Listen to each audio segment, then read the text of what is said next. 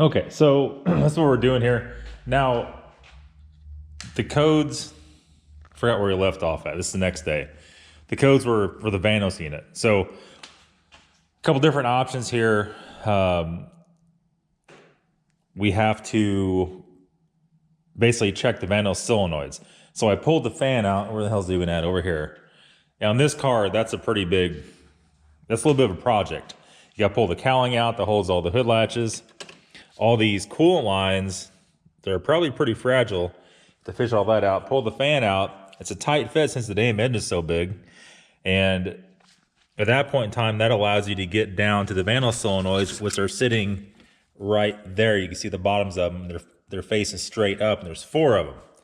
So this has the old quad Vanos. Sweet, right? Well, not really. So there's a couple different things it could be, probably many different things it could be causing the Vanos code. That could be, to start off with, the O-rings on the Vanos seals as they go in. They don't seal correctly. There's 3 small O-rings and 1 big O-ring in each Vanos unit, right? So times 4. I might have O-rings for that here. I don't know, but what we're going to do today is just rip one of those out of there, get it up here on the old cart, and see what's going on. They look hard and dry and like they've never been replaced.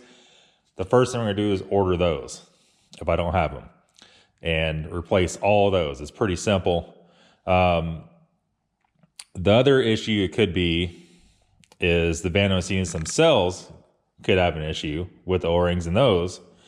The other thing it could be is the line that goes from the high pressure Vanos oil pump in the oil pan that goes up towards the top of the engine. That could be leaking.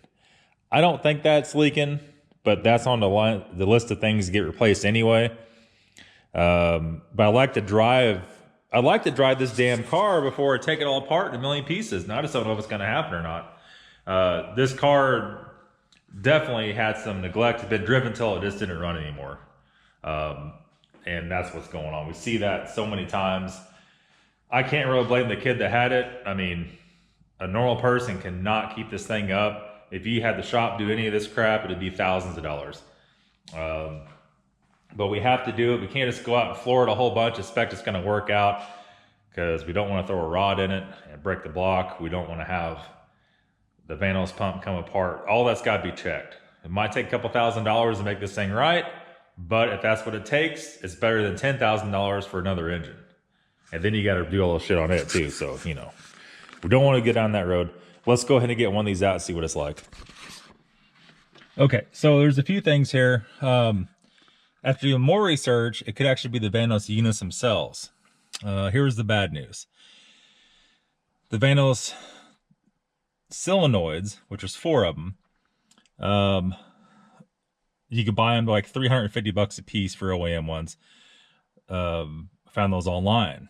If you go to FBC Euro, they're $1,900 a piece for one. There's 4 of them, $8,000. The Vanos adjuster units, the whole unit that goes in the front of the head, look like just like a takeoff one from a newer model that's been updated, was about $350 per side. So those have the O-rings inside there. I didn't see any rebuild kits. I don't know if they're really that serviceable. Look like you probably have to buy the whole unit already done. To buy a new one, like a brand new one, they're almost $3,000, $2,900 per side. So it's $6,000 more dollars. So if we did the Vanos solenoids, all 4 of them, and the 2 Vanos units, what would that be? 14, 8, 9, 4, 12, $12,000. Not a very good deal. We still need rod bearings, ARP bolts. We still need, more than likely, the Vanos line inside the engine. It's probably $13,000, $14,000 my cost just for the parts, right? So we got IST out here. Let me put the head mount on because like that just works out the best. So we did the bleed. We need to do the bleed procedure. But we're looking here. All the Vanos units tested out okay. They look like they're right on. And I just went in and reset adaptions for it for the Vanos unit. Let's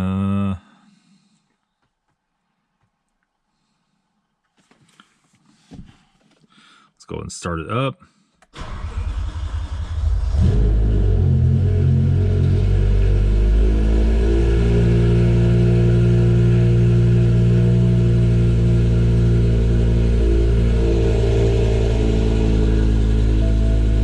Service engine light.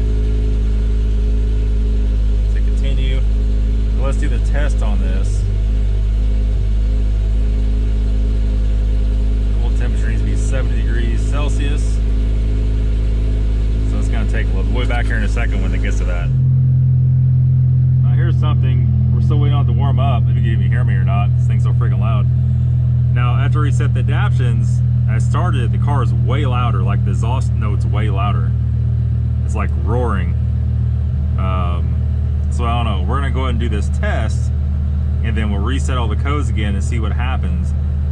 Might have got lucky, might have been an adaptions problem, but who freaking knows.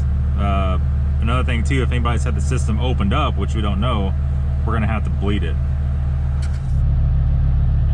One thing I noticed here also, our half power engine light is off. It's gone. I think that's why it's louder. When you rev it, you can feel the whole car torquing, where before it was just like no response at all. Resetting the adapters might have got it. We're gonna go ahead and do this test. It's a 65 now out of 70, but that's only at 30 for the oil temp. So let's wait just a little bit longer here and let it get up temperature. So it said earlier the test is okay, but I think that was just a mock-up, and this should actually do it. We're also gonna watch the oil level and see if we get that to read, because right now it is not at all, which is normal for being cold. This thing's a freaking monster now.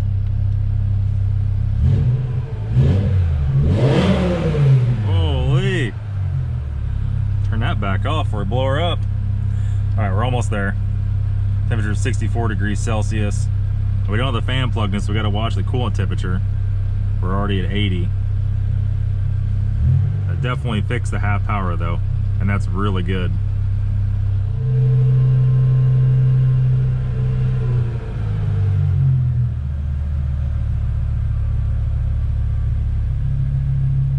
Saying please wait. So like ISA pretty much does everything all for you, right?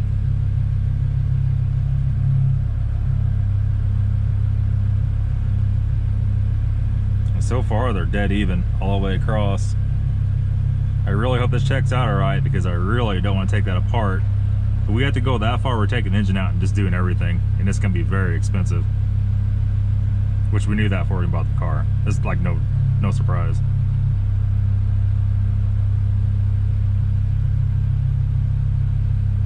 Alright, quality of current, one or several Vanos solenoid valve is not okay. That's not good.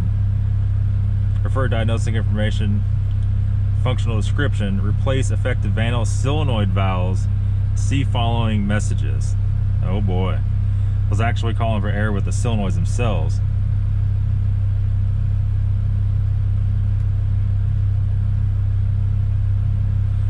Intake cylinder bank 1 not okay. Exhaust cylinder bank 1 not okay. What the hell? Intake cylinder bank 2 not okay. Exhaust cylinder bank 2 not okay. Now, all that aside, it could be that main Vanos hose leaking on the inside. I'm gonna snap a picture of this. Solenoid valves that do not have the minimum valve quality must be replaced. Since it's all of them, I'm gonna say it's probably that hose, more than likely. So, all right, well, let's turn this hog off or blow her up. We'll give her a little more. We got full power now, boys. Holy smokes. All right. All right, so hopefully the GoPro video worked out all right. So what I'm gonna do, I restarted it, all lights stayed off, everything seemed like it's good. I'm gonna go ahead and upload this video, come back out here, put all the cowling back on, put the computer cowling back on, put the fan back in, check the air in the tires, pull it out, let it sit there and idle for long enough to get the oil temp to read. We'll try it on the iDrive, might read on there before, and do all that. then we're gonna take it for a test drive. So the next video you see is gonna be us test driving this beast. We have enough tires left for maybe one good test drive, and that's gonna be about it. We'll go around the block, make sure all the gears, shift through all the gears, all that functions correctly. Probably go ahead and we need to do all the struts still. And I'm probably gonna drain the oil in it. Well, I don't know. I need to verify it has oil in it, like the appropriate amount, right? There's no dipstick. So you gotta do all that. And then I would like to do the connecting rods, and it looks like we're gonna have to do that hose from the Vanos high pressure pump to the top of the engine. I'm hoping that's all that's wrong with that. It seems like she's making full power now, and then a bunch of things here. We gotta, just so much we gotta do. And one of them is clean this damn gravy out of the radiator. Look at all that stuff between the radiator and the condenser. And that's gotta be dealt with. There's a lot of stuff in this car has gotta be brought up to maintenance and so on. So that's gonna be it, guys. We'll be back. The next video will be driving this pig. Stay tuned.